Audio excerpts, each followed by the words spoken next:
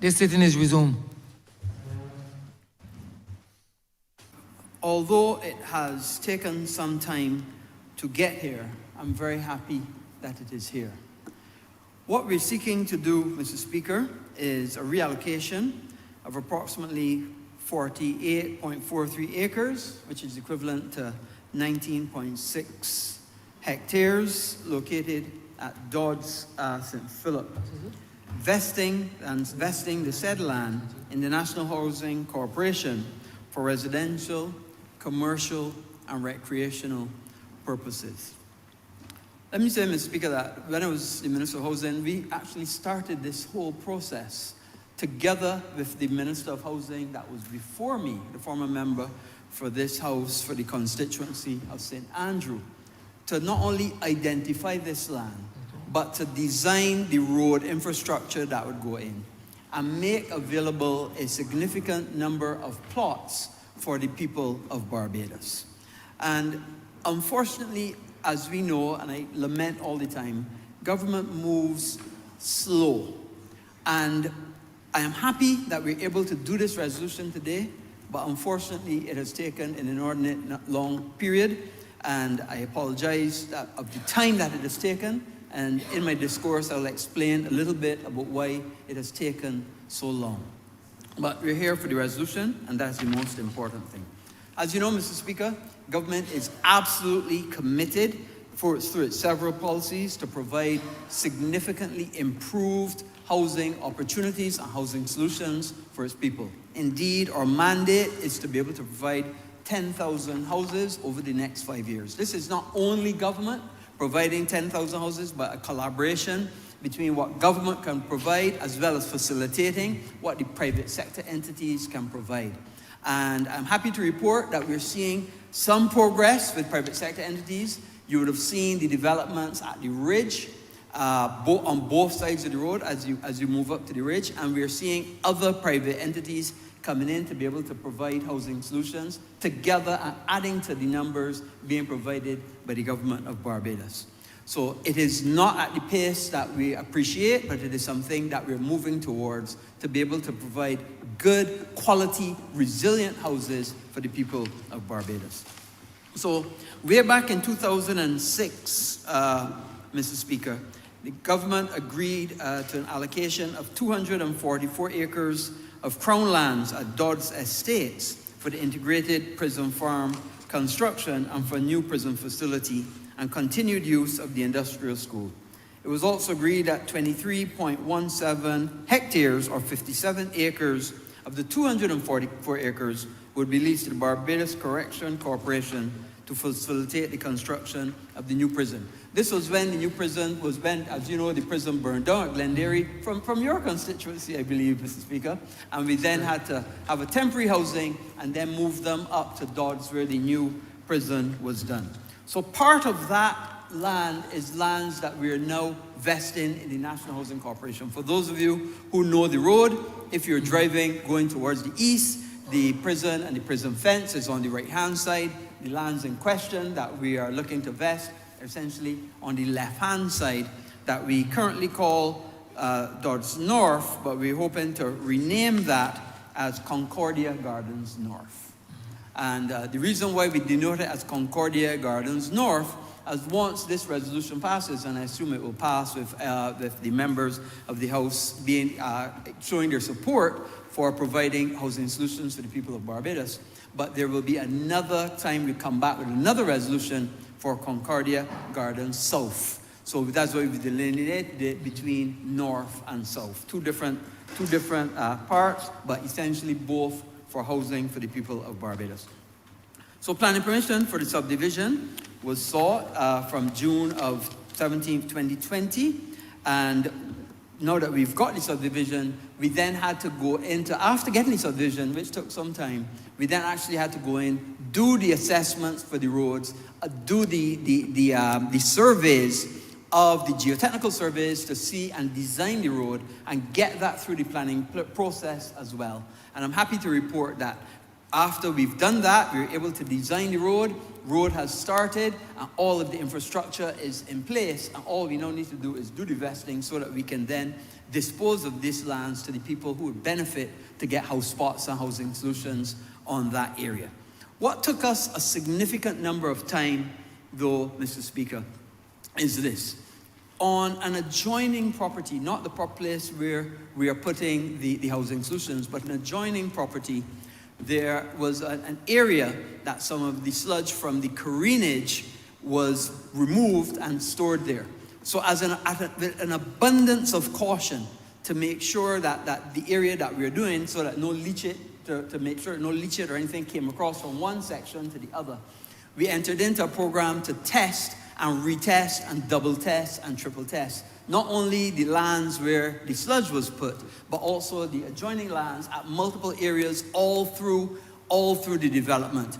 And those tests were sent to the University of the West Indies and their labs abroad to confirm them as well and double test them. And what we found, that there was nothing in that leachate or in the surrounding area that could cause any concern for the people that would be occupying the area. In addition, what we're doing with that area of land is that will become part of the green space, because obviously when we do a development, you have a green space so people can have a football, netball, all those kinds of sports that have a green space, and people to walk and enjoy the area as well.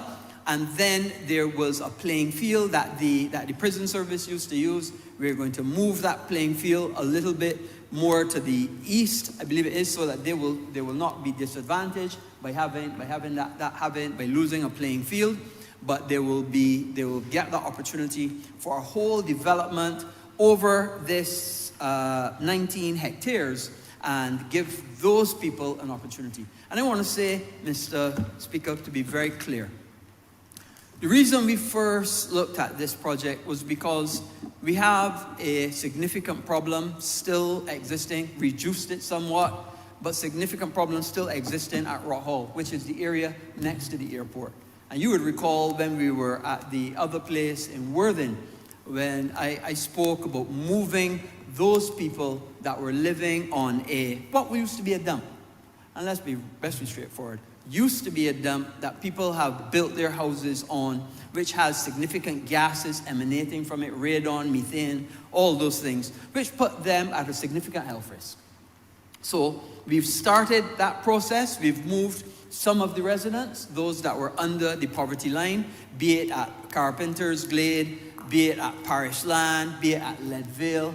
We were able to move some of the residents, but not all. And other residents who are above the poverty line, rather than providing housing for them, we provide a house spot, and they can move themselves over to this new house spot with a grant of a determined amount to be able to give them an opportunity to move off of what we know is an existing dump. And it is a benefit to them from a health point of view, and it is also a benefit to the security of the airport.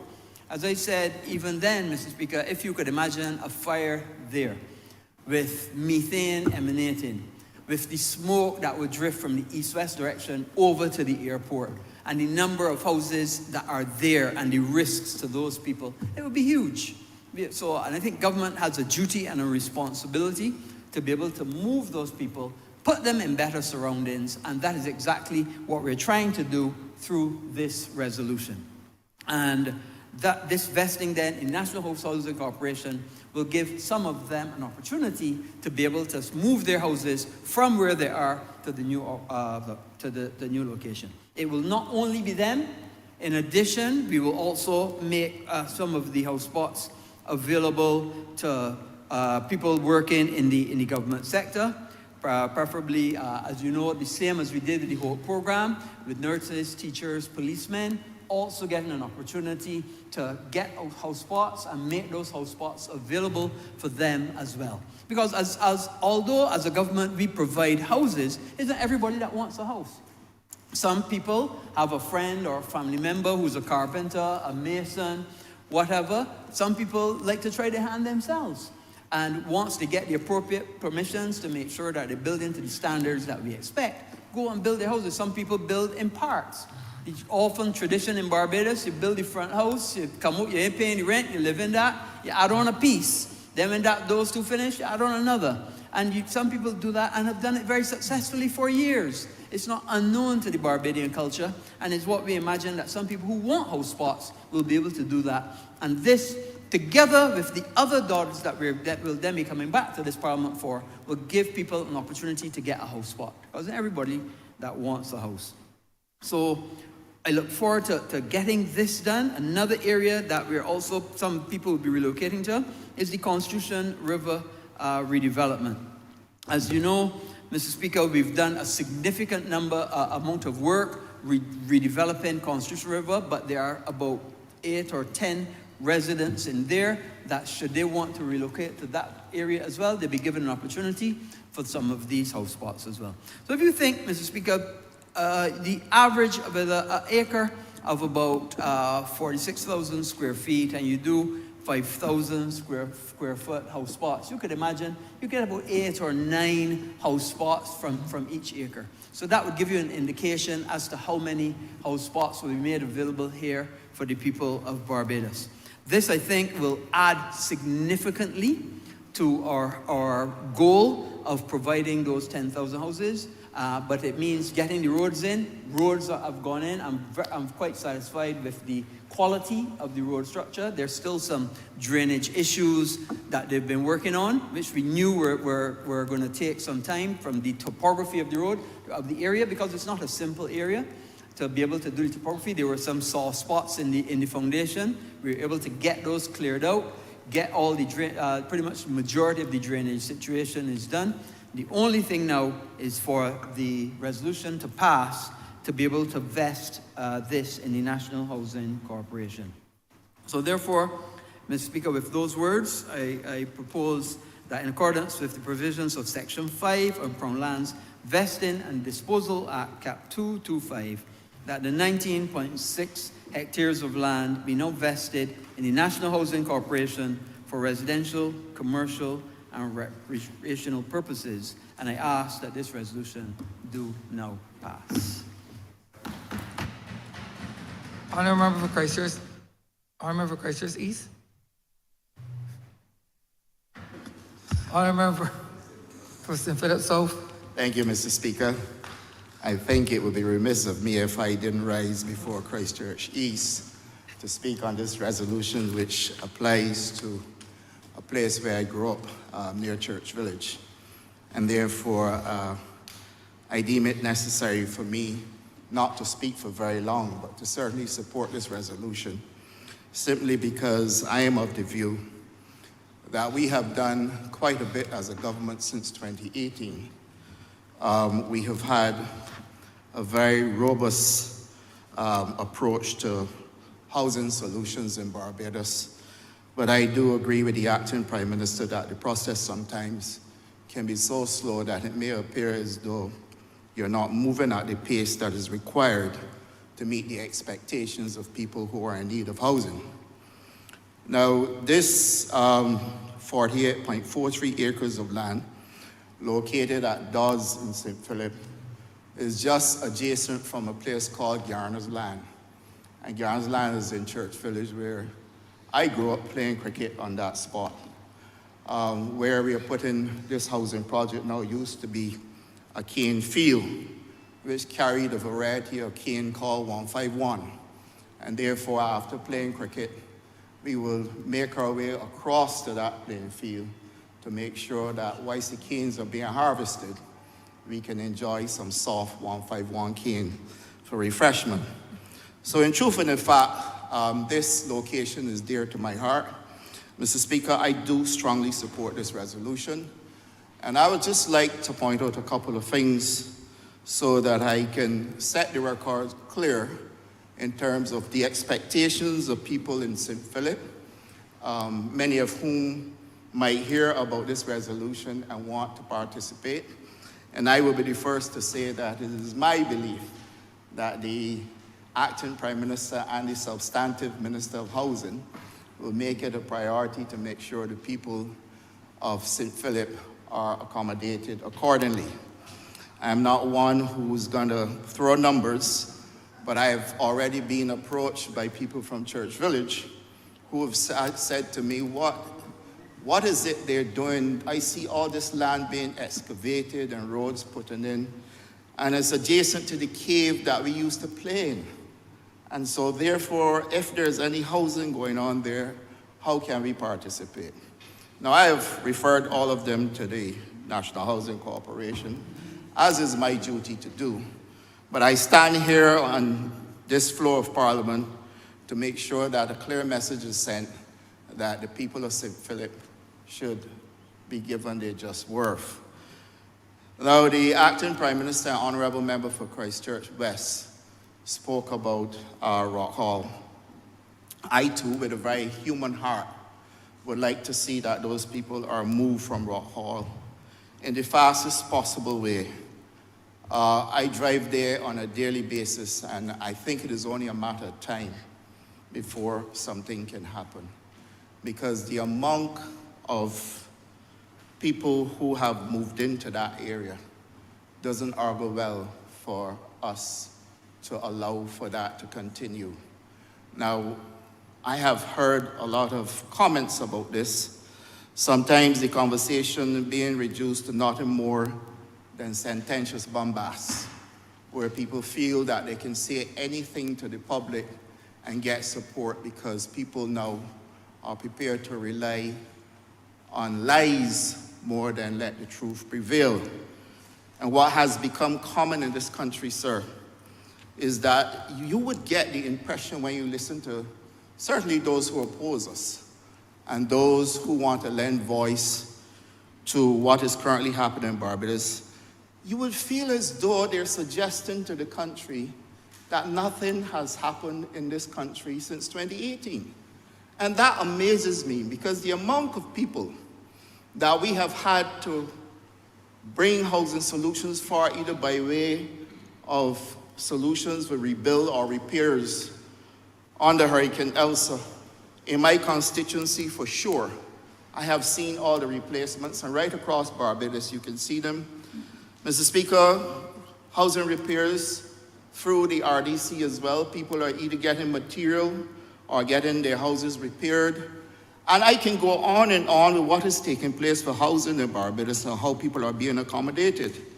But if you only listen to the conversation, especially the conversations on the calling program, where the calling programs have been reduced to such an all-time low, you will probably want to feel that the management who's running these programs have changed, and they have sunken somewhere into nadir, and therefore anything goes.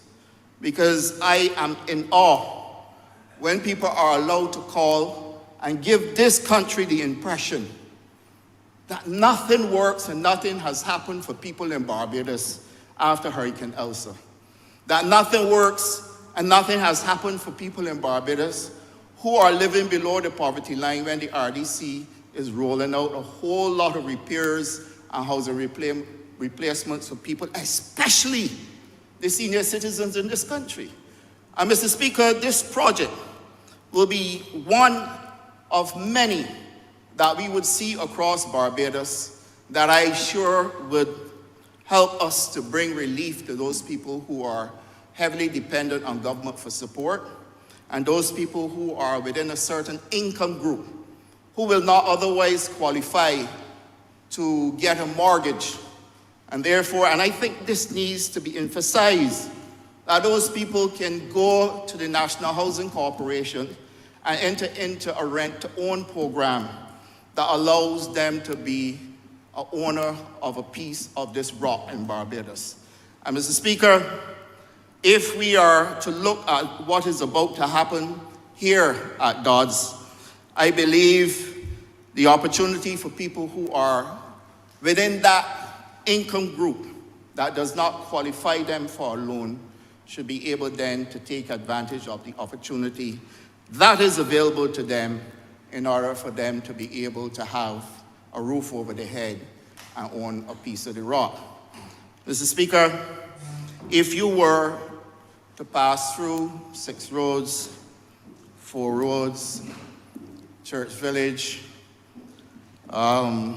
Merrick's, you would see that we have hundreds upon hundreds of young people who are either in need of government support for employment, in need of the MP's support for guidance, in need of a solution, Mr. Speaker, in order for them to be able to access the things that they're not certain about.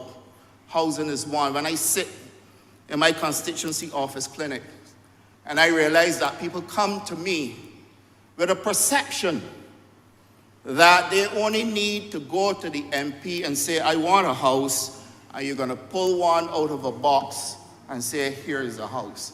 Because they essentially don't understand.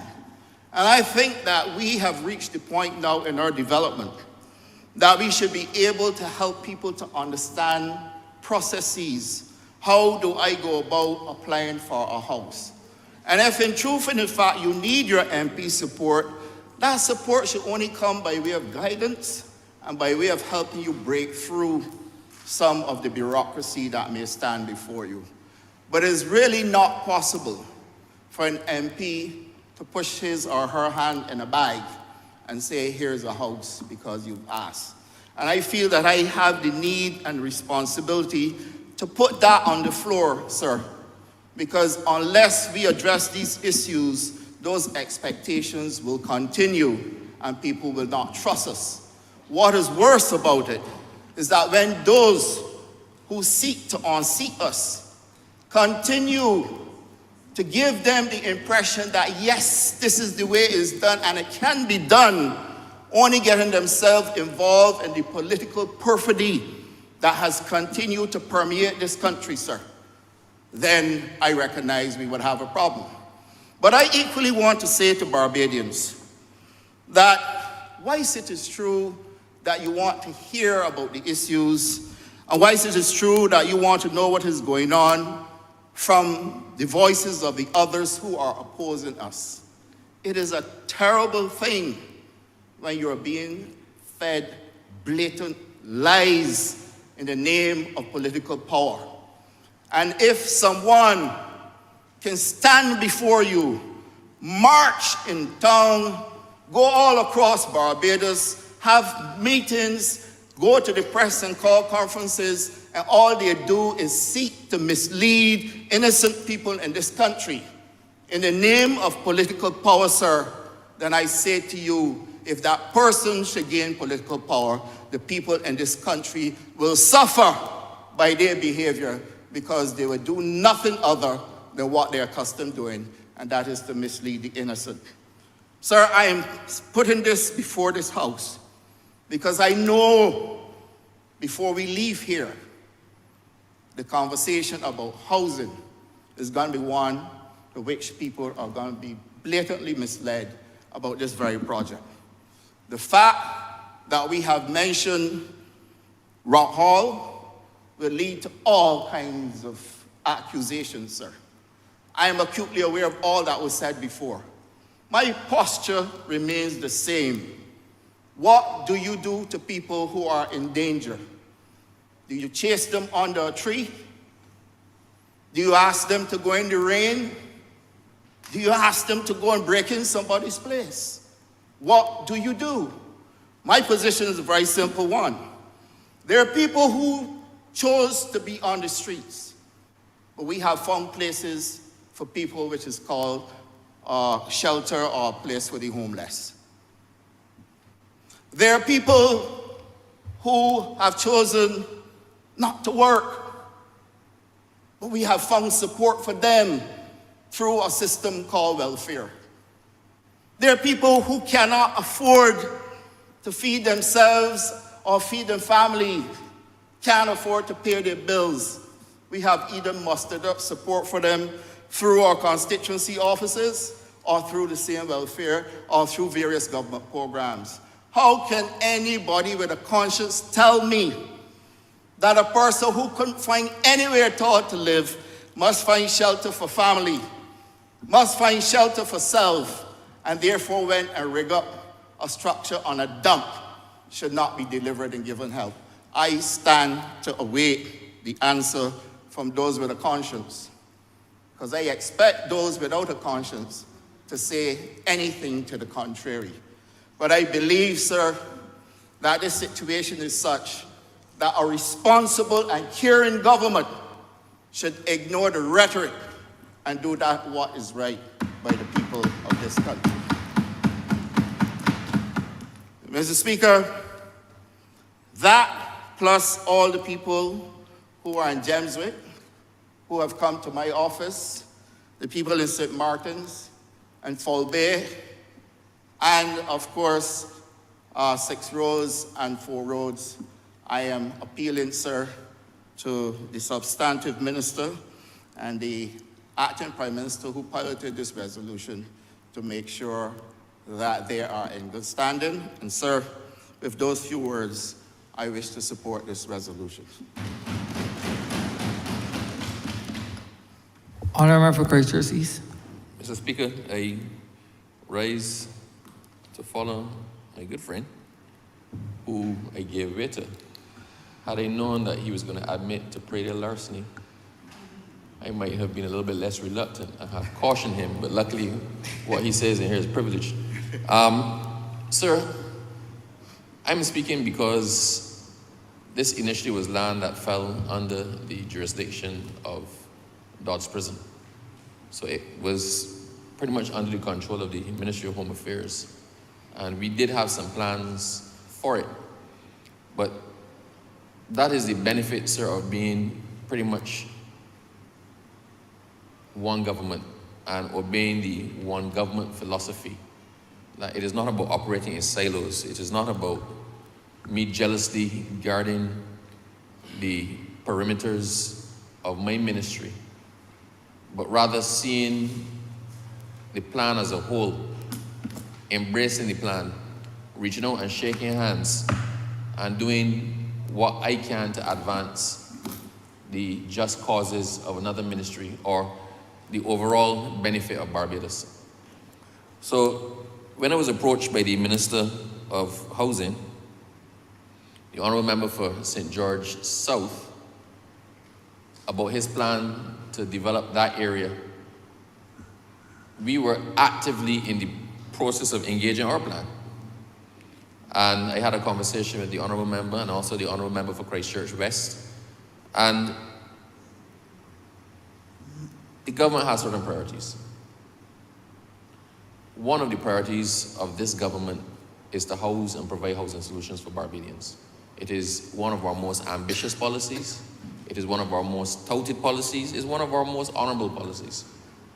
So we had to weigh the plans we had for it as a prison, sir, against the possibility of housing a couple hundred Barbadians in an area that was conducive for housing.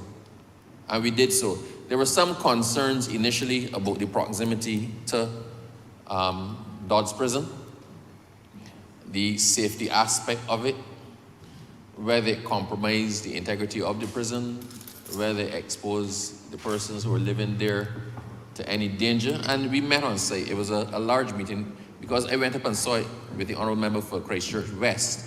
And we decided to just bring everybody up there so we can see, pace it, look at it, examine it. So we had at that meeting, sir, representatives from, I think, the Barbados Police Service. We had representatives from Dodds Prison. We had representatives from housing, from environment, from everybody.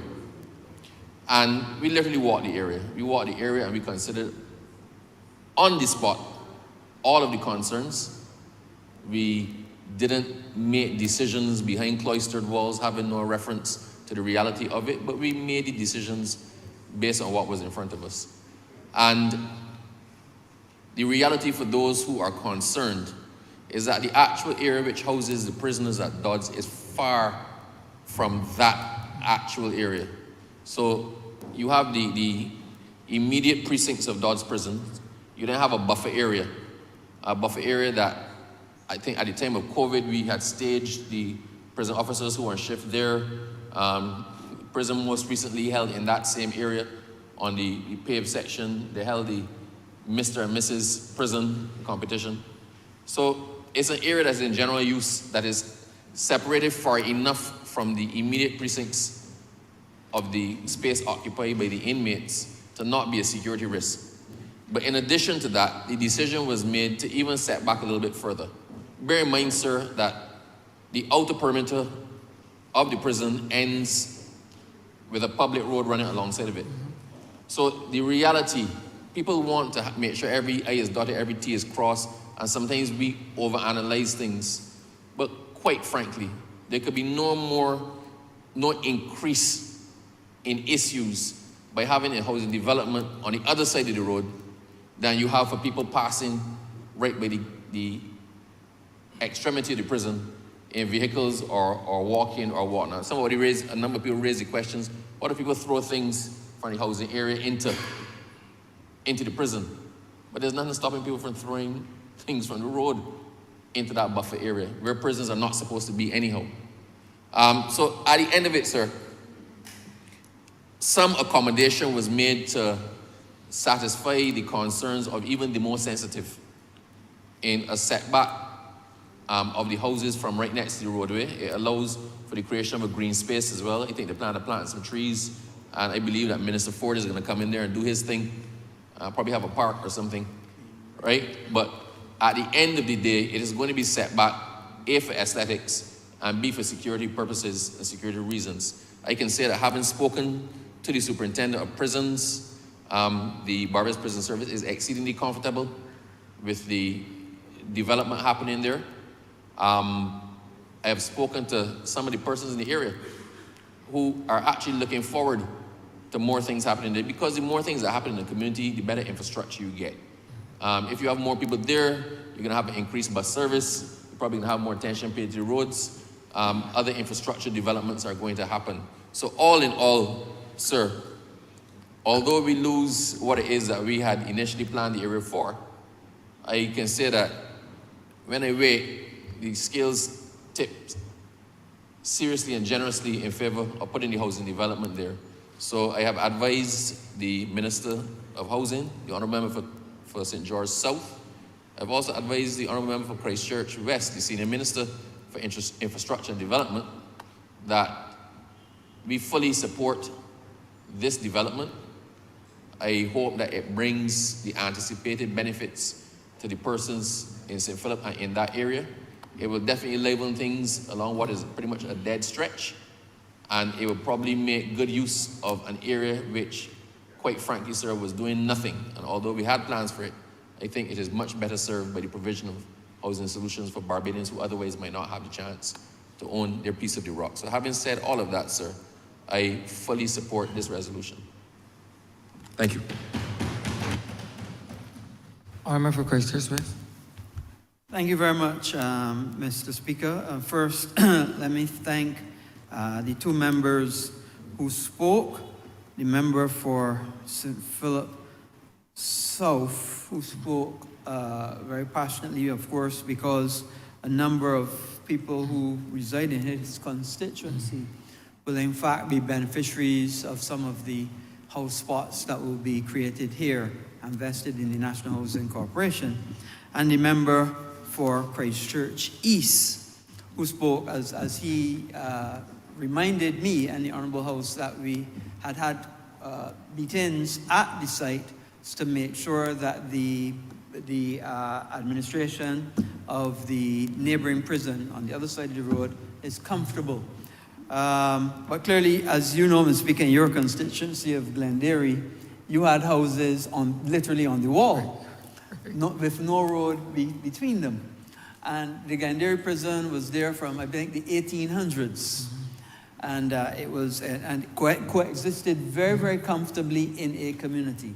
And in fact, there are many places I could think of Miami, where there are correctional facilities right in the middle of areas where people live, and so on, very close proximity. So I am comfortable, as is the administration from the prison. We are taking additional measures, as the Prime Minister said, belt, braces, and hoists, to be able to make sure that there is that separation and no risk to the security of the people of the prison. But I think more importantly, Mr. Speaker, it is to be able to provide an opportunity for Barbadians to better themselves, to have, as members said, a piece of the rock, to give people a chance to improve their lots. And as I say all the time, Mr. Speaker, life is about opportunities and taking charge and taking grasp when you have an opportunity and working with that opportunity to improve yourselves and improve your family.